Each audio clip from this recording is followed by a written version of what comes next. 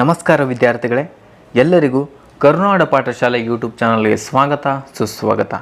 ನೀವೇನಾದರೂ ನಮ್ಮ ಚಾನಲನ್ನು ಇನ್ನೂ ಸಬ್ಸ್ಕ್ರೈಬ್ ಮಾಡಿದ್ದಿಲ್ಲ ಅಂದರೆ ಇವಾಗಲೇ ಸಬ್ಸ್ಕ್ರೈಬ್ ಮಾಡಿ, ಹಾಗೆ ಪಕ್ಕದಲ್ಲಿರೋ ಬೆಲ್ ಐಕನ್ ಕೂಡ ಪ್ರೆಸ್ ಮಾಡಿ. ಇವತ್ತಿನ ಮೊದಲನೇ ಪ್ರಶ್ನೆ, ಬೆಂಗಳೂರು ವಿಭಾಗದಲ್ಲಿ ಎಷ್ಟು ಜಿಲ್ಲೆಗಳಿವೆ ಅಂತ ಪ್ರಶ್ನೆ ಕೇಳಿದ್ದಾರೆ. ಸೊ ಇದು ಭೂಗೋಳ ಪ್ರಶ್ನೆಗಳಾಗಿರುತ್ತವೆ. 6ನೇ 7ನೇ ತರಗತಿಯ ಪಠ್ಯಪುಸ್ತಕದಲ್ಲಿರುವಂಥ ಭೂಗೋಳ ಪ್ರಶ್ನೆಗಳನ್ನು ಇವತ್ತಿನ ವಿಡಿಯೋದಲ್ಲಿ ನೋಡೋಣ. ಬೆಂಗಳೂರು ವಿಭಾಗದಲ್ಲಿ ಎಷ್ಟು ಜಿಲ್ಲೆಗಳಿವೆ ಅಂದರೆ ಈ ಒಂದು ಪ್ರಶ್ನೆಗೆ ಸರಿಯಾದ ಉತ್ತರ ಆಪ್ಷನ್ 3 9 ಸರಿಯಾದ ಉತ್ತರ ಆಗಿರುತ್ತದೆ. ಅಂದರೆ ನಮ್ಮ ಬೆಂಗಳೂರು ವಿಭಾಗದಲ್ಲಿ 9 ಜಿಲ್ಲೆಗಳಿವೆ. ಮುಂದಿನ ಪ್ರಶ್ನೆ, ಮುತ್ಯಾಲಮಡು ಜಲಾಶಯ ಎಲ್ಲಿ ಕಂಡು ಬರುತ್ತದೆ ಅಂತ ಪ್ರಶ್ನೆ ಕೇಳಿದ್ದಾರೆ. ಸೊ ಮುತ್ಯಾಲಮಡು ಎಂಬ ಜಲಾಶಯವು ಎಲ್ಲಿ ಕಂಡು ಬರುತ್ತದೆ ಅಂದರೆ ಈ ಒಂದು ಪ್ರಶ್ನೆಗೆ ಸರಿಯಾದ ಉತ್ತರ ಆಪ್ಷನ್ 1 ಬೆಂಗಳೂರು ಸರಿಯಾದ ಉತ್ತರ ಆಗಿರುತ್ತದೆ. ಮುಂದಿನ ಪ್ರಶ್ನೆ, ಪರಮಾಣು ಶಕ್ತಿ ಉತ್ಪಾದನೆಗೆ ಅಗತ್ಯವಾದ ಖನಿಜವು ಎಲ್ಲಿ ದೊರೆಯುತ್ತದೆ? ಯಾವುದಕ್ಕಂದರೆ ಪರಮಾಣು ಶಕ್ತಿ ಉತ್ಪಾದನೆಗೆ ಅಗತ್ಯವಾದ ಖನಿಜ ಎಲ್ಲಿ ದೊರೆಯುತ್ತದೆ ಅಂದರೆ ಈ ಒಂದು ಪ್ರಶ್ನೆಗೆ ಸರಿಯಾದ ಉತ್ತರ ಆಪ್ಷನ್ 2 ಚಿತ್ರದುರ್ಗ ಸರಿಯಾದ ಉತ್ತರ ಆಗಿರುತ್ತದೆ. ಮುಂದಿನ ಪ್ರಶ್ನೆ, ಜಯಮಂಗಲಿ ಕೃಷ್ಣಮೃಗ ವನ್ಯಧಾಮ ಯಾವುದು? ಜಯಮಂಗಲಿ ಕೃಷ್ಣಮೃಗ ವನ್ಯಧಾಮ ಎಲ್ಲಿ ಕಂಡು ಬರುತ್ತದೆ ಅಂತ ಪ್ರಶ್ನೆ ಕೇಳಿದ್ದಾರೆ. ಸೊ ಈ ಒಂದು ಪ್ರಶ್ನೆಗೆ ಸರಿಯಾದ ಉತ್ತರ ಯಾವುದಾಗಿರುತ್ತದೆ ಅಂದರೆ ಆಪ್ಷನ್ 2 ತುಮಕೂರಿನಲ್ಲಿ ನಾವು ಜಯಮಂಗಲಿ ಕೃಷ್ಣಮೃಗ ವನ್ಯಧಾಮವನ್ನು ನೋಡುತ್ತೇವೆ. ಮುಂದಿನ ಪ್ರಶ್ನೆ, ಶಿವಮೊಗ್ಗ ಜಿಲ್ಲೆಯ ಭದ್ರಾವತಿಯಲ್ಲಿ ಉಕ್ಕು ಮತ್ತು ಕಬ್ಬಿಣ ಕಾರ್ಖಾನೆ ಇದೆ. ಶಿವಮೊಗ್ಗ ಜಿಲ್ಲೆಯ ಭದ್ರಾವತಿಯಲ್ಲಿ ಉಕ್ಕು ಮತ್ತು ಕಬ್ಬಿಣ ಕಾರ್ಖಾನೆ ಇದೆ. ಸೊ ಅದನ್ನು ಯಾವಾಗ ಸ್ಥಾಪಿಸಲಾಗಿದೆ ಅಂತ ಪ್ರಶ್ನೆ ಕೇಳಿದ್ದಾರೆ. ಸೊ ಈ ಒಂದು ಪ್ರಶ್ನೆಗೆ ಸರಿಯಾದ ಉತ್ತರ ಯಾವುದಾಗಿರುತ್ತೆ ಅಂದರೆ ಆಪ್ಷನ್ 2 1923ರಲ್ಲಿ ಶಿವಮೊಗ್ಗ ಜಿಲ್ಲೆಯ ಭದ್ರಾವತಿಯಲ್ಲಿ ಉಕ್ಕು ಮತ್ತು ಕಬ್ಬಿಣ ಕಾರ್ಖಾನೆಯನ್ನು ಸ್ಥಾಪಿಸ್ತಾರೆ. ಮುಂದಿನ ಪ್ರಶ್ನೆ, ಡ್ಯಾಶ್ ಜಿಲ್ಲೆಯ ಅಮ್ಮಸಂದ್ರದಲ್ಲಿ ಬಿರ್ಲಾ ಕಂಪನಿಯ ಸಿಮೆಂಟ್ ಕಾರ್ಖಾನೆ ಇದೆ. ಸೊ ಬಿರ್ಲಾ ಕಂಪನಿಯ ಸಿಮೆಂಟ್ ಕಾರ್ಖಾನೆ ಯಾವ ಜಿಲ್ಲೆಯಲ್ಲಿ ಇದೆ ಅಂತ ಪ್ರಶ್ನೆನ ಕೇಳಿದ್ದಾರೆ. ಈ ಒಂದು ಪ್ರಶ್ನೆಗೆ ಸರಿಯಾದ ಉತ್ತರ ಆಪ್ಷನ್ 2 ತುಮಕೂರು ಸರಿಯಾದ ಉತ್ತರ ಆಗಿರುತ್ತದೆ. ಮುಂದಿನ ಪ್ರಶ್ನೆ, ನಮ್ಮ ದೇಶದಲ್ಲಿ ಪೆಲ್ಸೈಟ್ ಅದಿರು ಯಾವ ಜಿಲ್ಲೆಯಲ್ಲಿ ಮಾತ್ರ ದೊರೆಯುತ್ತದೆ? ಸೊ ನಮ್ಮ ದೇಶದಲ್ಲಿ ಪೆಲ್ಸೈಟ್ ಅದಿರು ಯಾವ ಜಿಲ್ಲೆಯಲ್ಲಿ ದೊರೆಯುತ್ತದೆ ಅಂದರೆ ಈ ಒಂದು ಪ್ರಶ್ನೆಗೆ ಸರಿಯಾದ ಉತ್ತರ ಆಪ್ಷನ್ 1 ಮೈಸೂರು ಸರಿಯಾದ ಉತ್ತರ ಆಗಿರುತ್ತದೆ. ಮುಂದಿನ ಪ್ರಶ್ನೆ, ಜೇನು ಕುರುಬರು ಯಾವ ಜಿಲ್ಲೆಯಲ್ಲಿ ಅತಿ ಹೆಚ್ಚಾಗಿ ಕಂಡುಬರುತ್ತಾರೆ? ಸೊ ಜೇನು ಕುರುಬರು ಎಂಬ ಜನಾಂಗದ ಜನರು ಯಾವ ಒಂದು ಜಿಲ್ಲೆಯಲ್ಲಿ ಹೆಚ್ಚಾಗಿ ಕಂಡು ಬರ್ತಾರೆ ಅಂತ ಪ್ರಶ್ನೆ ಕೇಳಿದ್ದಾರೆ. ಸೊ ಈ ಒಂದು ಪ್ರಶ್ನೆಗೆ ಸರಿಯಾದ ಉತ್ತರ ಯಾವುದಾಗಿರುತ್ತದೆ ಅಂದರೆ ಆಪ್ಷನ್ 3 ಚಾಮರಾಜನಗರ ಸರಿಯಾದ ಉತ್ತರ ಆಗಿರುತ್ತದೆ. ಮುಂದಿನ ಪ್ರಶ್ನೆ, ಭೂತಾರಾಧನೆ ಯಾವ ಜಿಲ್ಲೆಗಳಲ್ಲಿ ಪ್ರಸಿದ್ಧವಾಗಿದೆ?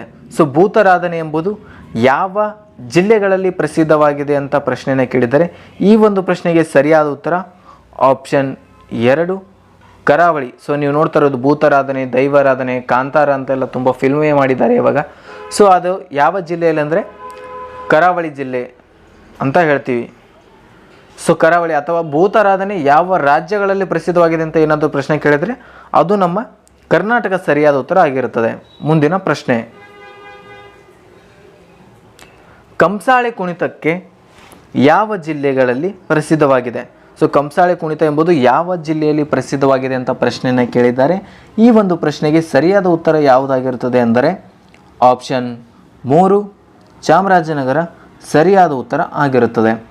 ಮುಂದಿನ ಪ್ರಶ್ನೆ, ಸೊ ಮುಂದಿನ ಪ್ರಶ್ನೆಗೆ ಹೋಗೋಕ್ಕಿಂತ ಮುಂಚೆ ನಮ್ಮ ಚಾನಲ್ನಲ್ಲಿ ಕರ್ನಾಟಕ ರಾಜ್ಯದ ಸ್ಪರ್ಧಾತ್ಮಕ ಪರೀಕ್ಷೆಗಳಾದ PC, PSI, SDA, FDA, ಗ್ರಾಮ ಲೆಕ್ಕಿಗ ಹಾಗೂ PDO ಮುಂತಾದ ಹುದ್ದೆಗಳ ಉಪಯುಕ್ತ ಮಾಹಿತಿಗೆ ಸಂಬಂಧಪಟ್ಟ ಪ್ರಶ್ನೋತ್ತರಗಳನ್ನು ಈಗಾಗಲೇ ಅಪ್ಲೋಡ್ ಮಾಡ್ತಾ ಬಂದಿದ್ದೇವೆ. ಇನ್ನೂ ಯಾರಾದರೂ ನಮ್ಮ ಚಾನಲಲ್ಲಿರೋ ವಿಡಿಯೋಗಳನ್ನು ನೋಡಿದಿಲ್ಲ ಅಂದರೆ ಇವಾಗಲೇ ನೋಡಿ, ಹಾಗೆ ಸಬ್ಸ್ಕ್ರೈಬ್ ಮಾಡಿ ಸಪೋರ್ಟ್ ಮಾಡಿ. ಮುಂದಿನ ಪ್ರಶ್ನೆ, ಕಲಬುರಗಿ ಜಿಲ್ಲೆಯನ್ನು ವಿಭಜಿಸಿ ಯಾದಗಿರಿ ಜಿಲ್ಲೆಯನ್ನು ಡ್ಯಾಶ್ ಎಂದು ರಚಿಸಲಾಯಿತು. ಸೊ ನಮ್ಮ ಕಲಬುರಗಿ ಯಾದಗಿರಿ ಒಂದೇ ಜಿಲ್ಲೆಯಾಗಿತ್ತು, ಅದನ್ನು ಸಪ್ರೇಟಾಗಿ ವಿಭಜಿಸಿ ಯಾದಗಿರಿ ಮತ್ತು ಕಲಬುರಗಿ ಬೇರೆ ಬೇರೆ ಜಿಲ್ಲೆಯನ್ನಾಗಿ ಮಾಡಲಾಯಿತು. ಸೊ ಯಾವ ಒಂದು ಇಸವಿ ಅಥವಾ ಯಾವ ಒಂದು ದಿನಾಂಕದಂದು ಯಾದಗಿರಿಯನ್ನು ವಿಭಜಿಸಲಾಗಿದೆ ಅಂತ ಪ್ರಶ್ನೆಯನ್ನು ಕೇಳಿದ್ದಾರೆ. ಈ ಒಂದು ಪ್ರಶ್ನೆಗೆ ಸರಿಯಾದ ಉತ್ತರ ಯಾವುದಾಗಿರುತ್ತೆ ಅಂದರೆ ಆಪ್ಷನ್ 1 ಏಪ್ರಿಲ್ 10, 2010 ಕಲಬುರಗಿ ಜಿಲ್ಲೆಯನ್ನು ವಿಭಜಿಸಿ ಯಾದಗಿರಿ ಎಂಬ ಹೊಸ ಜಿಲ್ಲೆಯನ್ನು ರಚಿಸಲಾಯಿತು. ಮುಂದಿನ ಪ್ರಶ್ನೆ, ಆಫ್ರಿಕಾದ ಪ್ರಸ್ಥಭೂಮಿಯನ್ನು ಯಾವ ಗಣಿಗಾರಿಕೆಗೆ ಪ್ರಸಿದ್ಧ ಆಗಿದೆ? ಸೊ ಆಫ್ರಿಕಾದ ಪ್ರಸ್ಥಭೂಮಿಯು ಯಾವ ಗಣಿಗಾರಿಕೆಗೆ ಪ್ರಸಿದ್ಧವಾಗಿದೆ ಅಂತ ಪ್ರಶ್ನೆ ಕೇಳಿದ್ದಾರೆ. ಈ ಒಂದು ಪ್ರಶ್ನೆಗೆ ಸರಿಯಾದ ಉತ್ತರ ಆಪ್ಷನ್ 1 ಚಿನ್ನ ಸರಿಯಾದ ಉತ್ತರ ಆಗಿರುತ್ತೆ. ಸೊ ಆಫ್ರಿಕಾದಲ್ಲಿ ಚಿನ್ನ ಗಣಿಗಾರಿಕೆಯನ್ನು ಮಾಡ್ತಾರೆ. ಮುಂದಿನ ಪ್ರಶ್ನೆ, ಸಮಶೀತೋಷ್ಣ ವಲಯದ ಹುಲ್ಲುಗಾವಲುಗಳನ್ನು ದಕ್ಷಿಣ ಆಫ್ರಿಕಾದಲ್ಲಿ ಡ್ಯಾಶ್ ಎಂದು ಕರೆಯುತ್ತಾರೆ ಅಂತ ಪ್ರಶ್ನೆ ಕೇಳಿದ್ದಾರೆ. ಸೊ ಸಮಶೀತೋಷ್ಣ ವಲಯವನ್ನು ದಕ್ಷಿಣ ಆಫ್ರಿಕಾದಲ್ಲಿ ಏನಂತ ಕರೀತಾರೆ ಅಂದರೆ ಈ ಒಂದು ಪ್ರಶ್ನೆಗೆ ಸರಿಯಾದ ಉತ್ತರ ಆಪ್ಷನ್ 1 ವೆಲ್ಸ್ ಸರಿಯಾದ ಉತ್ತರ ಆಗಿರುತ್ತದೆ. ಏನಂತಾರೆ ಅಂದರೆ ವೆಲ್ಸ್ ಅಂತ ಕರೀತಾರೆ. ಮುಂದಿನ ಪ್ರಶ್ನೆ, ಯಾವ ದ್ವೀಪವನ್ನು ಕೊಕೊನಟ್ ದ್ವೀಪ ಎಂದು ಕರೀತಾರೆ? ಸೊ ಯಾವ ದ್ವೀಪವನ್ನು ಕೊಕೊನಟ್ ದ್ವೀಪ ಅಂತ ಕರೀತಾರೆ ಅಂದರೆ ಈ ಒಂದು ಪ್ರಶ್ನೆಗೆ ಸರಿಯಾದ ಉತ್ತರ ಆಪ್ಷನ್ 1 ಸೆಂಟ್ ಮೇರಿ ದ್ವೀಪ್ ಸರಿಯಾದ ಉತ್ತರ ಆಗಿರುತ್ತದೆ. ಸೆಂಟ್ ಮೇರಿ ದ್ವೀಪವನ್ನು ನಾವು ಕೊಕೊನಟ್ ದ್ವೀಪ ಎಂದು ಕರೆಯುತ್ತೇವೆ. ಮುಂದಿನ ಪ್ರಶ್ನೆ, ಅತಿ ಚಿಕ್ಕ ದ್ವೀಪಗಳನ್ನು ಡ್ಯಾಶ್ ಎನ್ನುವರು. ಸೊ ಅತಿ ಚಿಕ್ಕ ದ್ವೀಪಗಳನ್ನು ನಾವು ಏನಂತೀವಿ ಅಂದರೆ ಈ ಒಂದು ಪ್ರಶ್ನೆಗೆ ಸರಿಯಾದ ಉತ್ತರ ಆಪ್ಷನ್ 1 ಐಸ್ಲೆಟ್ಸ್ ಅಥವಾ ಕನ್ನಡದಲ್ಲಿ ಕಿರುದ್ವೀಪ ಅಂತ ಹೇಳ್ತೇವೆ. ಸೊ ಅತಿ ಚಿಕ್ಕ ದ್ವೀಪಗಳನ್ನು ನಾವು ಐಸ್ಲೆಟ್ಸ್ ಅಥವಾ ಕಿರುದ್ವೀಪ ಅಂತ ಕರಿತೇವೆ. ಮುಂದಿನ ಪ್ರಶ್ನೆ, ಸಿಂಧೂ ಗಂಗಾ ನದಿ ಬಯಲು ಒಂದು ಡ್ಯಾಶ್ ಆಗಿದೆ. ಸಿಂಧೂ ಗಂಗಾ ನದಿ ಬಯಲು ಒಂದು ಏನಾಗಿದೆಯಪ್ಪ ಅಂದರೆ ಈ ಒಂದು ಪ್ರಶ್ನೆಗೆ ಸರಿಯಾದ ಉತ್ತರ ಆಪ್ಷನ್ 3 ಸಂಚಯನದಿಂದಾದ ಮೈದಾನ. ಸೊ ಸಂಚಯನದಿಂದಾದ ಮೈದಾನ ಅಂತ ಯಾವುದನ್ನು ಕರಿತೀವಿ ಅಂದರೆ ಸಿಂಧೂ ಗಂಗಾ ನದಿ ಬಯಲಿಗೆ ನಾವು ಸಂಚಯನದಿಂದಾದ ಮೈದಾನ ಅಂತ ಕರಿತೇವೆ. ಮುಂದಿನ ಪ್ರಶ್ನೆ, ಟಿಬೆಟ್ ಪ್ರಸ್ಥಭೂಮಿ ಅಥವಾ ಏಷ್ಯಾ ಯಾವುದಕ್ಕೆ ಉದಾಹರಣೆ ಆಗಿದೆ? ಸೊ ಟಿಬೆಟ್ ಪ್ರಸ್ಥಭೂಮಿ ಏಷ್ಯಾದಲ್ಲಿರುವಂಥ ಟಿಬೆಟ್ ಪ್ರಸ್ಥಭೂಮಿ ಯಾವುದಕ್ಕೆ ಉದಾಹರಣೆ ಆಗಿದೆ ಅಂತ ಪ್ರಶ್ನೆಯನ್ನು ಕೇಳಿದ್ದಾರೆ. ಈ ಒಂದು ಪ್ರಶ್ನೆಗೆ ಸರಿಯಾದ ಉತ್ತರ ಯಾವುದಾಗಿರುತ್ತದೆ ಅಂದರೆ ಆಪ್ಷನ್ 1 ಅಂತರ್ಪರ್ವತ ಪ್ರಸ್ಥಭೂಮಿ. ಸೊ ಟಿಬೆಟ್ನಲ್ಲಿರುವಂಥ ಪ್ರಸ್ಥಭೂಮಿ ಯಾವುದಕ್ಕೆ ಉದಾಹರಣೆ ಆಗಿದೆ ಅಂದರೆ ಅಂತರ್ಪರ್ವತ ಪ್ರಸ್ಥಭೂಮಿಗೆ ಉದಾಹರಣೆ ಆಗಿದೆ. ಮುಂದಿನ ಪ್ರಶ್ನೆ, ನಕಾಶೆಯಲ್ಲಿ ಯಾವ ಬಣ್ಣ ಅತಿ ಎತ್ತರದ ಪರ್ವತಗಳನ್ನು ಸೂಚಿಸಿದೆ? ಸೊ ನಾವು ನೋಡ್ತಿರ್ತೀವಲ್ಲ ಮ್ಯಾಪ್ನಲ್ಲಿ ಯಾವ ಬಣ್ಣ ಯಾವ ಒಂದು ಪ್ರದೇಶವನ್ನು ಗುರುತಿಸಿ ಎಂಬುದನ್ನು ನಾವು ಸರಿಯಾಗಿ ಅರ್ಥ ಮಾಡ್ಕೋಬೇಕಾಗುತ್ತೆ. ಅಲ್ಲಿ ನೀಲಿ, ಹಸಿರು, ಹಳದಿ, ಕೆಂಪು, ಕಡು ಕೆಂಪು, ನೇರಳೆ ಎಲ್ಲ ರೀತಿಯ ಬಣ್ಣಗಳನ್ನು ಉಪಯೋಗಿಸಿ ನಾವೊಂದು ಪ್ರದೇಶನ ಗುರುತಿಸ್ತೇವೆ ಮ್ಯಾಪ್ನಲ್ಲಿ. ಸೊ ಯಾವ ಬಣ್ಣ ಯಾವ ಪ್ರದೇಶಕ್ಕೆ ಅಂತ ವಿದ್ಯಾರ್ಥಿಗಳು ಸರಿಯಾಗಿ ಓದಬೇಕಾಗುತ್ತೆ.